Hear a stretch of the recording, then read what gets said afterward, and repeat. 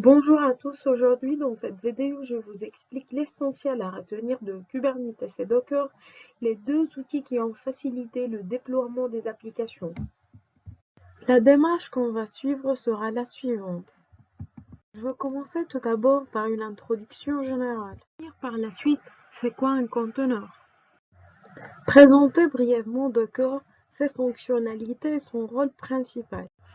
Fournir par la suite toutes les informations concernant Kubernetes et son fonctionnement. Et énumérer les différentes étapes pour déployer et gérer une application basée sur Kubernetes et Docker. Depuis quelques années, on constate une augmentation des thèmes du cloud computing, de la containerisation et de l'orchestration des conteneurs. Du fait, plusieurs entreprises migrent leur infrastructure et leur architecture pour refléter une ère native du cloud et axée sur les données. Les statistiques confirment qu'en 2019, 71,3% de l'ensemble des services cloud utilisés sont orientés entreprises. Lorsqu'on évoque les tendances dans le domaine de cloud et de containerisation, il est difficile d'ignorer certains des grands noms comme Docker, la plateforme de containerisation, et Kubernetes, la plateforme d'orchestration des conteneurs, qui ont révolutionné la façon dont nous développons et déployons les logiciels. Avant de découvrir ces outils et leur fonctionnement, il est nécessaire de comprendre qu'est-ce qu'un conteneur. En fait, le terme conteneur vient de l'industrie de transport et plus précisément le transport maritime. Un conteneur, c'est un objet qui garantit d'avoir une portabilité et une isolation de son contenu. Si on fait une analogie avec le domaine informatique, un conteneur, c'est un outil qui sert à mettre dans un package du code et les dépendances nécessaires pour faire tourner un logiciel n'importe où. Un conteneur peut être déployé n'importe où et contenir n'importe quoi. Le problème des conteneurs était à l'époque la difficulté de leur utilisation. Il y avait peu de gens qui étaient capables de les mettre en œuvre. Et c'est ici que Docker est arrivé. Et ce que Docker a vraiment fait, c'est d'apporter une grosse simplification à l'utilisateur. Et ça a vraiment révolutionné l'utilisation des conteneurs puisqu'il a éliminé tous les problèmes de configuration et on avait une interface simple pour le faire. Voyons maintenant la définition de Docker. En fait, Docker c'est un PaaS qui a été créé en Python par une société française. C'est une technologie de virtualisation par conteneur qui repose sur Linux Container. La première version open source de Docker a été publiée en fin 2013. La fonction principale de Docker est de faciliter la création des conteneurs. Il permet aussi à différentes personnes travaillant sur le même projet d'exécuter leur application dans le même environnement sans dépendance ni problème de système d'exploitation, puisque Docker fournit son propre système d'exploitation. À ce niveau-là, on a essayé de comparer les conteneurs Docker et les machines virtuelles.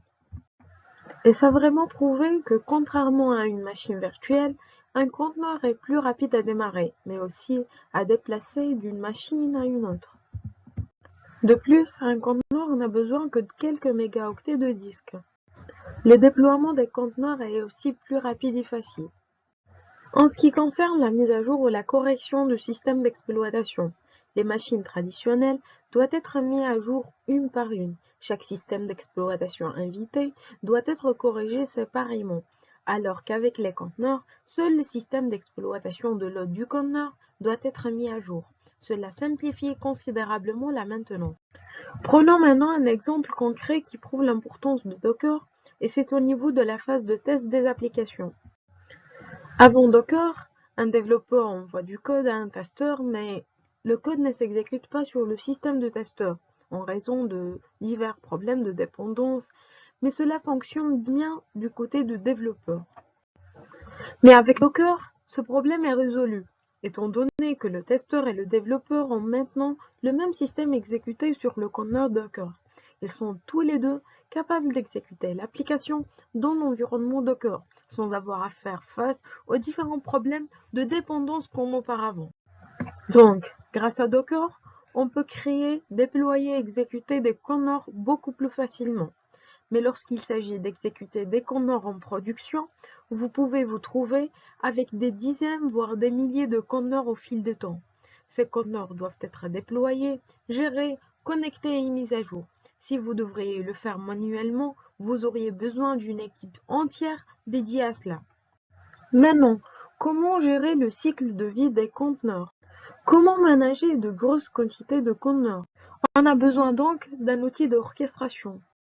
Plusieurs sont les solutions qui sont maintenant sur le marché. Parmi celles, Docker Swarm, Apache Mesos, mais il y a aussi le fameux Kubernetes. Kubernetes est un mot d'origine grecque qui signifie un timonier ou un pilote. C'est une solution open source pour manager des conteneurs Docker ou autres. Il est créé en 2015 par Google, inspiré de leur projet Borg. C'est le projet utilisé par eux depuis des années pour la gestion des conteneurs. Donc, Kubernetes, c'est la réécriture en open source de Borg.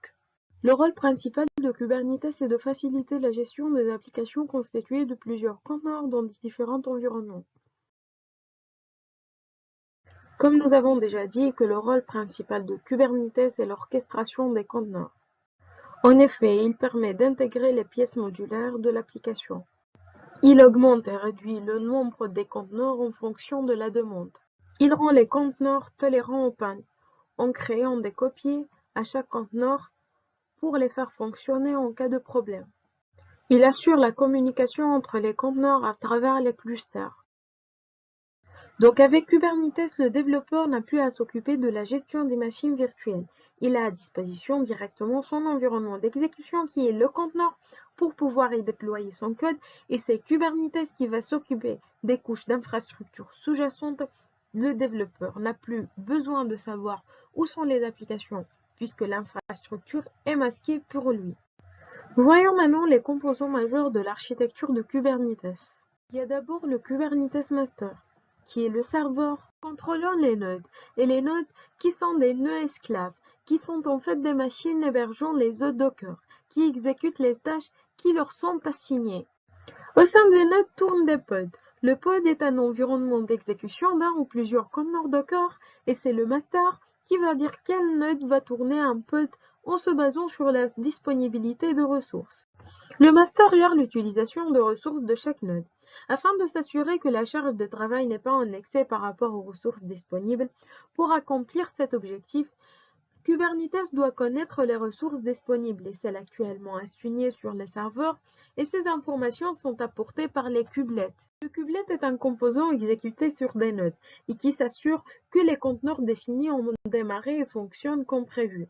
Si un nœud tombe en panne, c'est kubelet qui va signaler au master.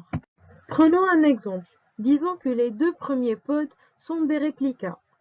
Si l'un d'eux tombe en panne, le master pointe automatiquement sur le deuxième afin d'assurer la disponibilité de l'application et alloue un autre espace au deuxième réplica.